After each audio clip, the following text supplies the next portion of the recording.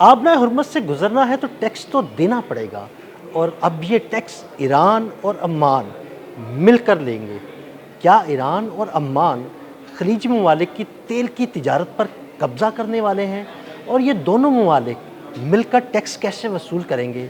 इस सारी सूरत के बारे में अज़हर अली ख़ान से बात करते हैं। अज़हर भाई, कुछ बातें हो रही हैं, कुछ मुलाकातें हो रही हैं, कुछ मामला तय पा रहे हैं अम्मान और ईरान के दरमियान कि भाई अब जो आबना हुर्मुज़ से जहाज़ गुजरेंगे उनसे क्या मिलकर टैक्स लिया जाएगा, और क्या ख़लीजी ममालिक की जो तेल की तिजारत है मुकम्मल तौर पर ईरान और ओमान के कंट्रोल में नहीं आ जाएगी? ऐसा ही है आदिल भाई। असल में हो ये रहा है कि अमेरिका ने ये तासुर देने की कोशिश की कि अब जो आप स्ट्रेट ऑफ हॉर्मुज़ से गुजरेंगे तो उसकी कोई आपको पैसे नहीं देने पड़ेंगे और अब ये पहले जैसा हो जाएगा सब कुछ। लेकिन ईरान बार बार ये पैगाम दे रहा था कि अब पहले जैसा कुछ नहीं होगा, अब हमने जिस चीज़ को प्रैक्टिस कर लिया है और जिसको हम एक तरह से अमल दरामद जिसका नफाज कर चुके हैं, अब ये वापस नहीं होगा। तो एक बात तो ये हो गई कि अब यहाँ पर पैसे देने पड़ेंगे गुजरने के लिए, और ईरान अभी भी अपने उसी मौक़िफ़ पे कायम है जिसके बारे में अमेरिका ये तासुर देने की कोशिश कर रहा था कि ईरान अब उससे मुकर चुका है, फिर चुका है। यानी ईरान तो बिल्कुल तैयार नहीं है आबना हुर्मुज़ को छोड़ने पे, और वहाँ से वो नहीं चाहता कि भाई मैं यहाँ से टैक्स ना लूँ, वो चाहता है कि भाई टैक्स लिया जाएगा, जो भी गुजरेगा टैक्स दे के ही गुजरेगा। जी, ईरान असल में आबनाए हुर्मुज़ जो है वो ईरान का एटम बम है, और इसको इसीलिए जो है वो बहुत सारे एनालिस्ट लिख भी रहे हैं कि ईरान को अब किसी एटम बम की ज़रूरत नहीं है। अगर आबनाए हुर्मुज़ पे उसका कंट्रोल है तो वो पूरी दुनिया की शहरक बंद कर सकता है और बग़ैर कहीं हमला किए पूरी दुनिया को तकलीफ़ पहुँचा सकता है, चोट पहुँचा सकता है। दूसरी बात यह है कि जो ओमान है उसको ईरान मुसलसल अपने साथ रखे हुए है, और ओमान ने भी उसका बहुत मुश्किल हालात में साथ दिया है एक ऐसे वक्त में जब अमेरिका ने ओमान से कहा था कि तुम अमेरिका या ईरान में से किसी एक का इंतखाब कर लो।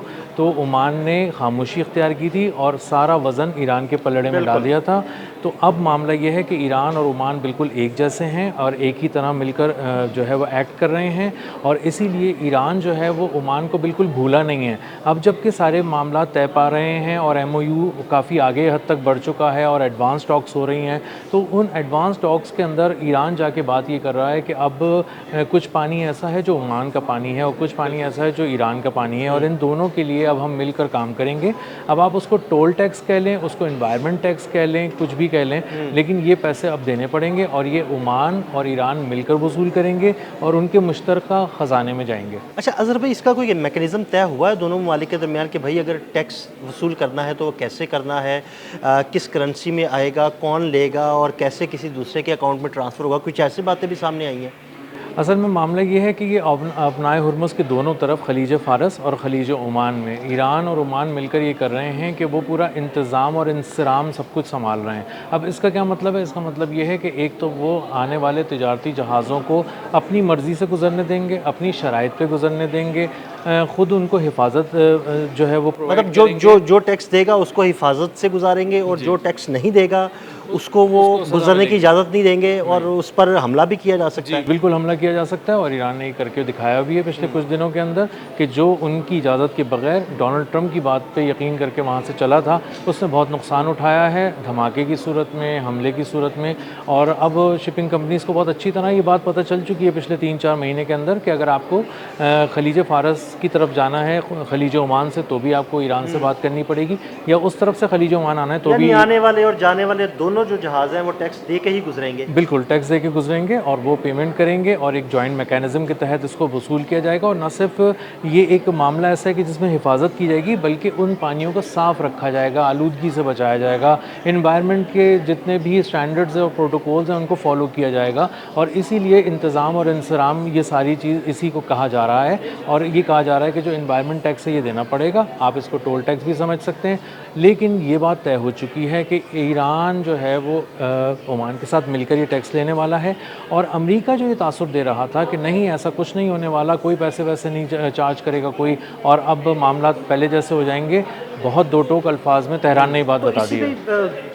तो इसी से जुड़ा मेरा एक सवाल है कि अगर ईरान और ओमान मिलकर टैक्स वसूल करते हैं तो अमेरिका क्या करेगा? अमेरिका का लाहे अमल क्या होगा? क्या अमेरिका टैक्स वसूली की सूरत में ओमान पर भी हमला कर सकता है?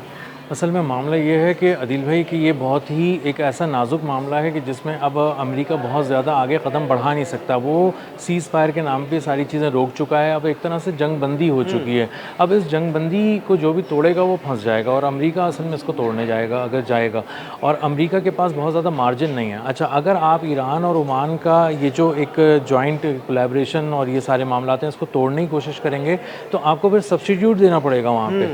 अगर अमेरिका ये कहता है कि भाई वो आप किसी तरह से रुक जाएं और आप उनकी बात ना मानें ईरान की या ओमान की, तो फिर उसको एक सब्स्टिट्यूट देना पड़ेगा, एक मुतबादल के तौर पे ख़ुद सामने आना पड़ेगा और वही एक मामला करना पड़ेगा कि तमाम तजारती जहाज़ों को अपनी हिफाजत में लेके और आपना हुर्मुज़ पार कराना होगा, जो एक बार फिर कोई चौथी पाँचवीं अटैम्प्ट है ये अमेरिका की जिसमें वो नाकाम हो चुका है। उसने हर तरह से अपनी बहरिया को आजमा के देख लिया है, उसको फ़िज़ाइया की मदद भी दे दी है, लेकिन वो कामयाब नहीं हो पाया है। और आपना हुर्मुज़ पे जो ईरान की गिरफ्त है वो बहुत ही मजबूत है। तो आने वाले दिनों में अब अंदाज़ा ये होता है कि ईरान और ओमान, पूरी दुनिया इस बात को समझ रही है कि अब उनके साथ बात करनी पड़ेगी और वो जो कहते हैं उनके साथ नॉमिनल सी एक फ़ी तय करके और वहाँ से गुजरना पड़ेगा। लेकिन ये नहीं हो सकता कि आप अमेरिका की बात पे यकीन करके वहाँ चले जाएं और फिर उसके बाद एक नाकाबिल तलाफ़ी नुकसान उठाएं। और दूसरी बात जो आपने की थी कि क्या ओमान को नुकसान पहुँचा सकते हैं अमेरिका, तो ये बात जहन में रखनी चाहिए अदील भाई कि ओमान पर हमला अब एक तरह से ईरान पे हमला तसव्वुर होगा।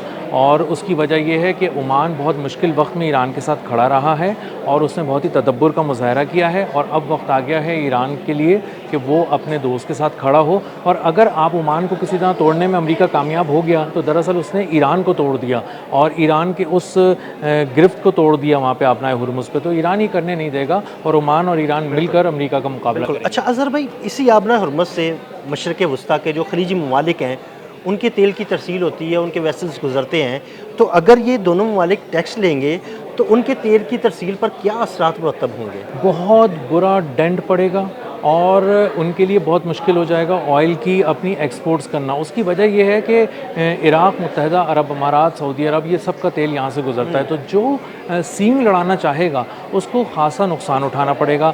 दूसरी बात ये जो आबनाए हुर्मुज़ का नया नक्शा ईरान ने जारी किया है उसमें कुछ इलाके जो हैं, कुछ पोर्ट्स ऐसे हैं जो UAE के भी पोर्ट्स हैं, और अगर मामला ये है कि आपने वहाँ तक ले लिया है अपने आप को, तो इसका मतलब ये है कि UAE के पोर्ट से निकल कर पानियों में आने के बाद जो जहाज़ पहले आता था इस पूरे इलाके में, अब वो पोर्ट से निकलते ही ईरानी पानियों में आ जाएगा।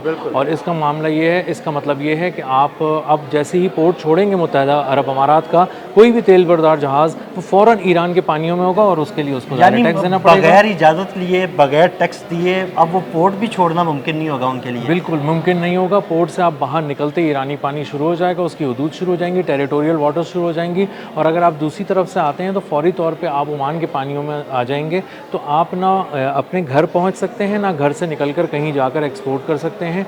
तो ये एक बहुत ही वाज़ेह पैगाम है उन तमाम करीबी ममालिक को जो बिल्कुल ही पड़ोस में बसते हैं, उसी गली में रहते हैं, कि अब आपको फौरी तौर पे इंतज़ाम कर लेना चाहिए अपनी ऑयल एक्सपोर्ट्स पे पेमेंट करने के हवाले से। और अब तो यूरोप तक, दूर दूर तक ये बात पहुंच चुकी है कि ईरान को आप जब तक आप एनवायरनमेंट टैक्स, टोल टैक्स, किसी तरह की फ़ी नहीं देंगे, आप अपना हुर्मुज़ पार नहीं कर सकते। बिल्कुल, बहुत शुक्रिया अज़हर भाई। अज़हर भाई ने बड़ी तफसील के साथ इन दोनों ममालिक के इस इत्तेहाद के बारे में आपको बताया। अदील अहमद और अज़हर अली ख़ान को इजाज़त दीजिएगा। अल्लाह हाफ़िज़।